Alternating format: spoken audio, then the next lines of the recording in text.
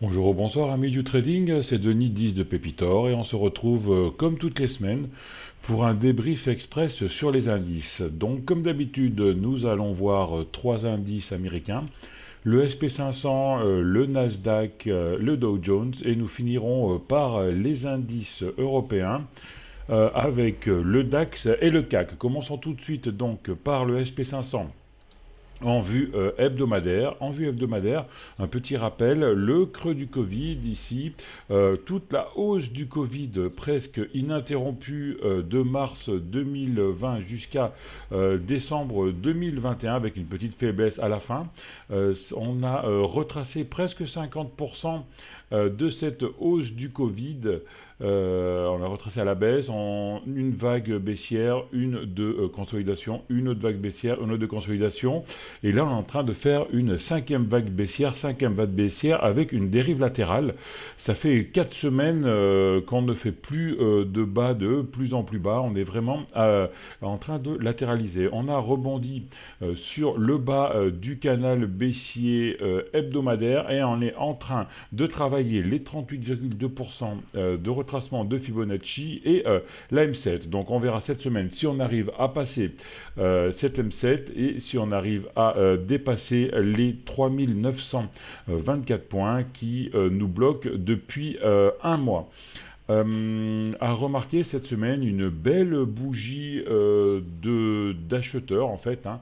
C'est-à-dire que les vendeurs avaient la main pendant une partie de la semaine, c'est ce qui explique la longue mèche de basse ici, et on a fermé presque sur le niveau de clôture. Donc les vendeurs ont pris la main dans la semaine et les acheteurs ont repris la main en fin de semaine.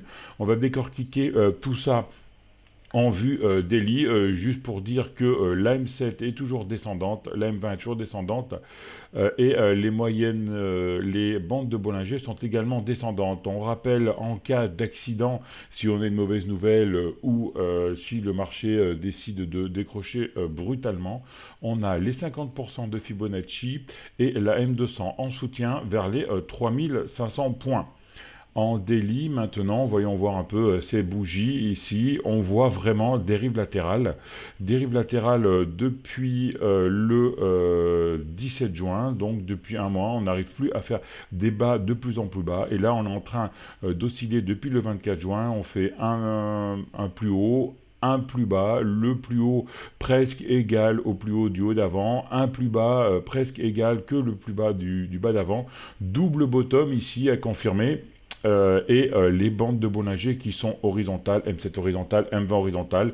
Donc on va probablement rentrer dans le tube, c'est-à-dire oscillation entre 3677 points et 3940 points.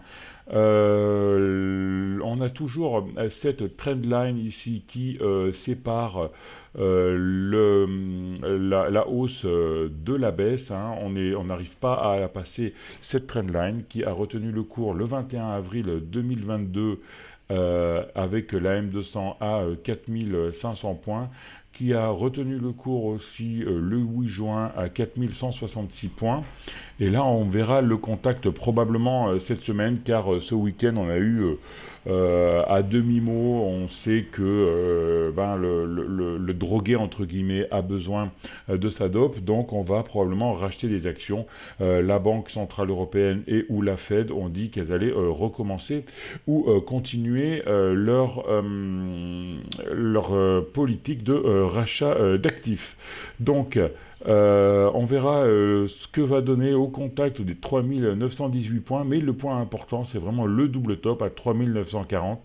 Double top avec la bolle supérieure. Si on prend la bolle, on pourrait partir sur une hausse pour aller rechercher les 4164, puis la M200 à 4360 points.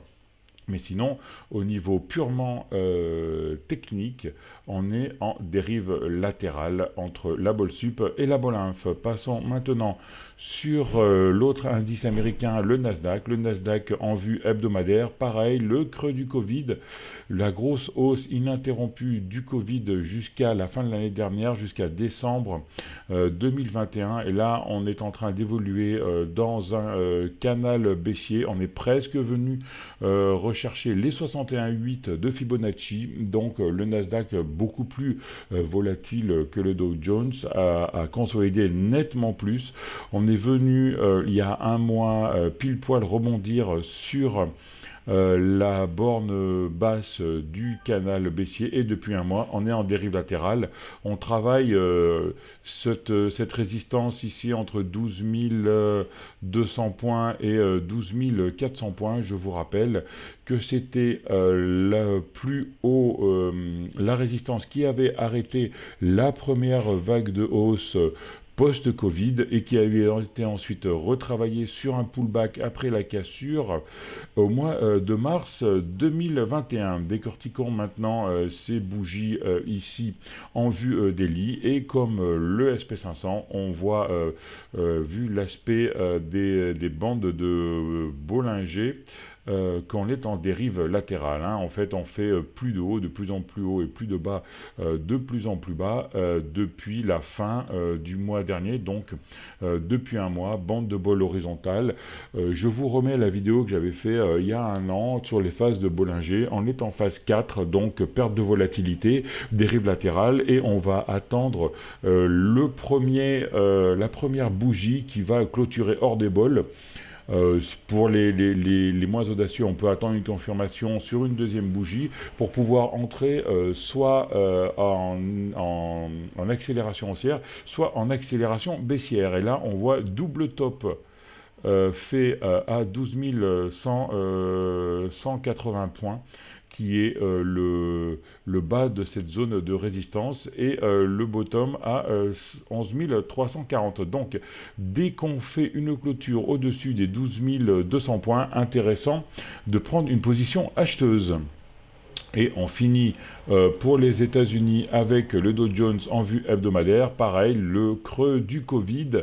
On était par contre en gros range pendant un an, de avril 2021 jusqu'à avril 2022. La hausse du Covid a été retracée à 38,2%.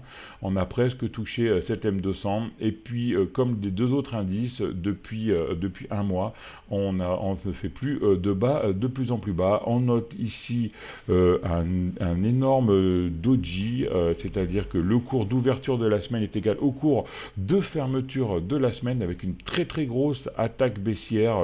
On voit là une mèche très très importante, et les acheteurs ont carrément tout comblé cette chute de début de semaine pour fermer pile poil sur le cours d'ouverture de lundi. Donc cette bougie, si elle est en fin de canal baissier, est une grosse bougie de retournement. On va voir si on a confirmation cette semaine. L'idéal, ce serait d'avoir une bougie qui viendrait taper ou fermer au-dessus des 31 860 points. Sinon, comme d'habitude, ou comme les deux autres indices, bande de Bollinger descendante, M7 descendante et M20 descendante. En daily, donc confirmation de dérive latérale, confirmation de l'attaque baissière. Ici, vous le voyez, 1, 2, 3, 4 bougies baissières, plus une partie de la journée de la cinquième avec une ouverture très basse, et gros rebond vendredi qui est venu mourir sur la trendline qui sépare la tendance baissière à la tendance haussière. Donc si on traverse cette trendline, il faudrait qu'on fasse un plus haut que le plus haut d'avant, les 31 850 points. On attaque la bolle et on vient fermer le gap à 32 300 points pour vraiment avoir un retournement de marché. Sinon, n'hésitez pas à penser que quand on est en phase 4, on peut faire beaucoup d'allers-retours entre la bolle supérieure et la bolle inférieure. Donc, si vous avez compris, donc pour les États-Unis, dérive latérale, mais la semaine dernière, on a eu une grosse attaque haussière en fin de semaine. À voir si c'est confirmé cette semaine. On passe maintenant sur les indices européens avec le DAX. Le DAX, par contre, sur le DAX, on fait des bas de plus en plus bas, même si on a des gros achats en fin de semaine pour pouvoir faire cette grosse mèche basse. Les vendeurs ont la main pendant toute la semaine et les acheteurs reprennent la main en fin de semaine. 2 semaines consécutives qu'on fait ça. Triple top en plus. On a refait le bottom des 12 400 points du mois de mars. On l'a fait la semaine dernière et la semaine d'avant. Donc on a confirmé ce point de 12 400 comme support et on verra si on a rebond cette semaine. On est entre les 50% de Fibonacci et les 38,2% M7 très baissière, M20 très baissière, bande de Bollinger très baissière. Donc en weekly, même si on a 2 bougies de retournement, on est toujours tendance de fond baissière. On va voir maintenant en daily, on confirme donc en daily, petite dérive latérale, mais nettement moins que le SP500. On voit qu'on est sous cette M20, la M7 horizontale presque montante, la M20 bientôt horizontale. Cette semaine, si la M7 coupe la M20 à la hausse, ce sera un signal d'achat où on pourra aller rechercher la bande de Bollinger supérieure à 13 400 points. Là, la bande de Bollinger inférieure a bien joué son rôle, à projeter les cours à 12 300 points vers le haut et à 12 400 points vers le haut, et on est bloqué par cette M20 journalière. Voyons maintenant pour conclure le CAC. Le CAC en vue hebdomadaire, pareil, 5 bougies de dérive latérale, grosse zone de résistance ici, 6100 points. Je vous rappelle que c'est une double zone marquée par les plus hauts avant la crise des subprimes et le plus haut avant de la crise du Covid. Donc très très grosse zone ici. On est en plein dessus. On est en train de travailler la M7, travailler la M20. On a la M200 en soutien à suivre cette semaine.